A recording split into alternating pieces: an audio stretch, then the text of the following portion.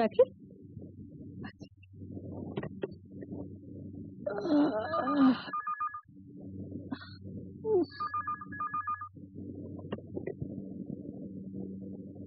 Hello hello, আমি সীমা বলছি, একটু অরুণকে দিন না।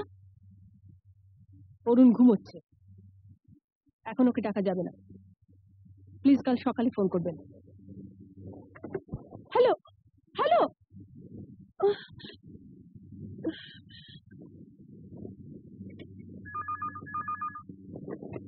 হ্যালো, বললাম তো এখন ওকে ডাকা যাবে না, ঘুমোচ্ছেন। যা বলবা কাল সকালে বলবেন। রাত দুপুরে ন্যাকামি।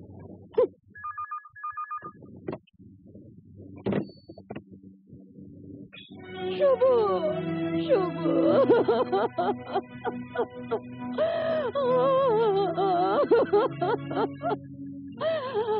কি সর্বনাশ হলো আমার, আমার কি হলো?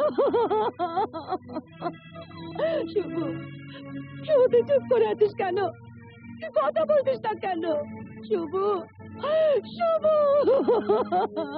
শুভ, আমার কি হলো?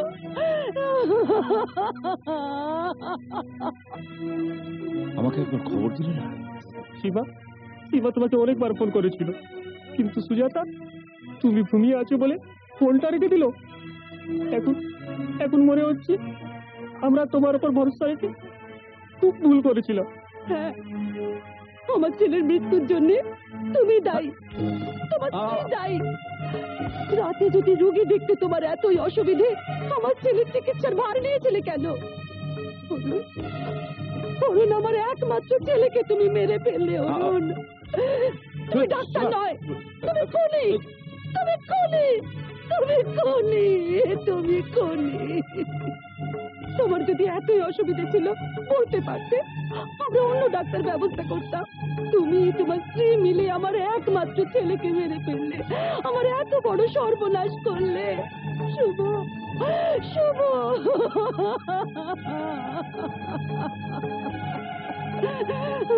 সুজাতা, সুজাতা,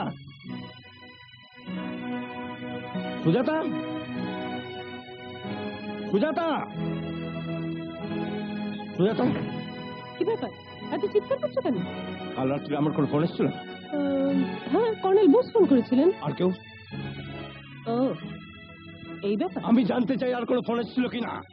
সীমা করেছিল। তাহলে ডাকুনি কেন? ঘুমোচ্ছিলে তাই ডাকিনি। ঘুমাচ্ছিলাম তো কি হয়েছিল? তোমার ডাকা উচিত ছিল।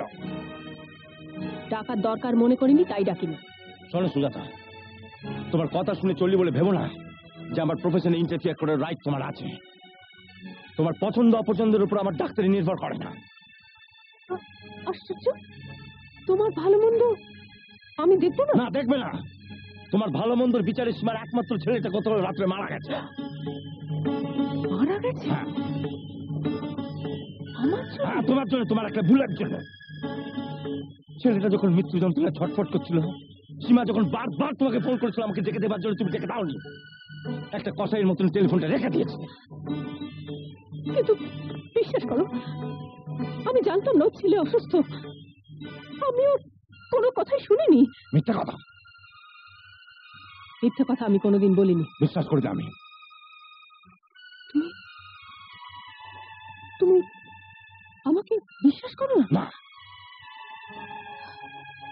মিথ্যা আমাকে আর সীমাকে নিয়ে। ছি ছি ছি, তোমার মনটা এত নোংরা।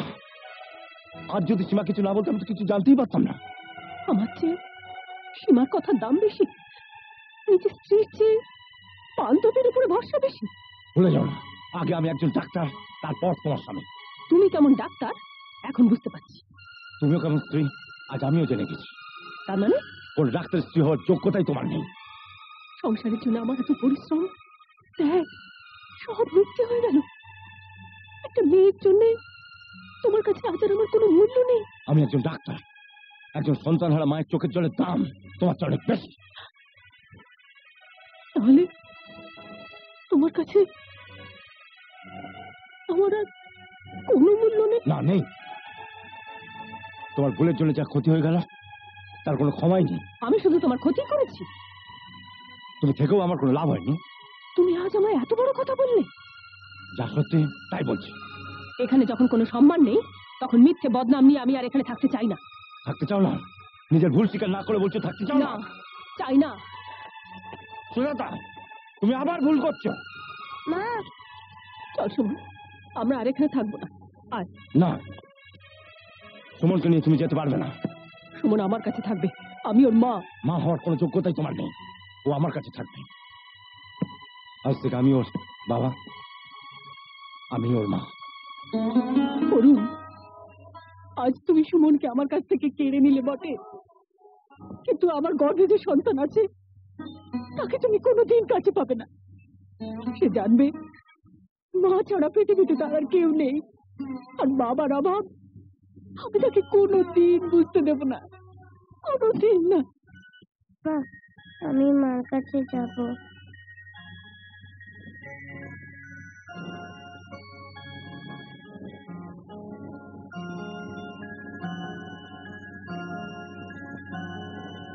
না শোনো, তুমি আমার কাছে থাকবে। আমার লক্ষ্মী আমার লক্ষ্মী আমার।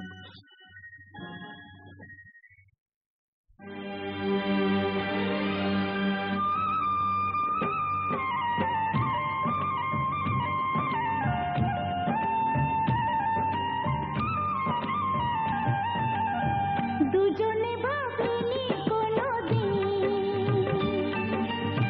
সব কিছু ভুল হয়ে যাবে একদিন।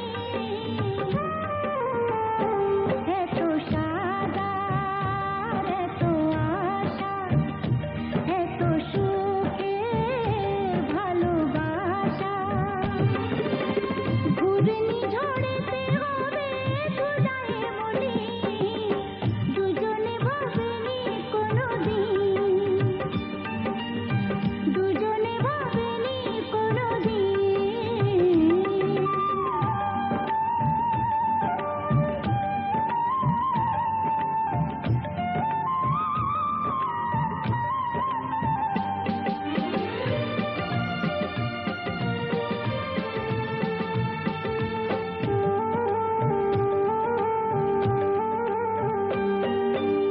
হৃদয়ের সাত পাকে জড়ানো যে মালাটি ছিল গো পরানো,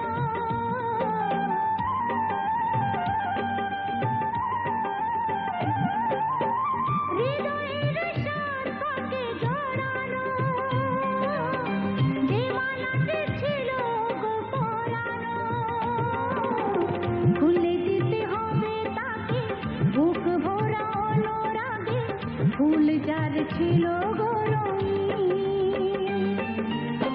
দুজনে ভাবেনি কোনোদিন, দুজনে ভাবেনি কোনোদিন।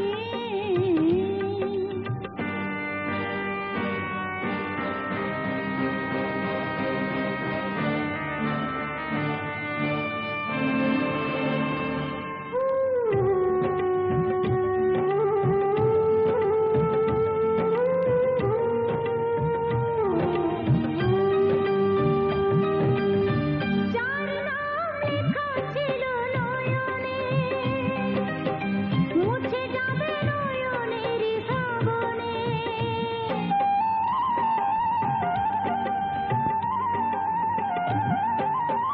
যার নাম লেখা ছিল নয়নে, মুছে যাবে নয়নের শ্রাবণে। যতটুকু রয়ে যাবে সে যে শুধু হয়ে যাবে ফেলে যাওয়া স্মরণের ঋণ।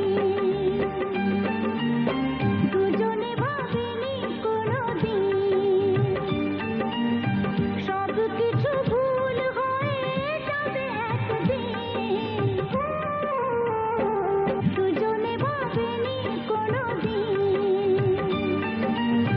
দুজনে ভাবেনি কোনোদিন। এখন তুই কি করবি? কি আবার করব? একটা কাজ পাওয়া যায় কিনা তার চেষ্টা করব। এমএ পাস যখন করেছি তো চাকরি একটা ঠিকই পেয়ে যাব। এই তো বর্ধমানের একটা স্কুলে টিচার চাইছি।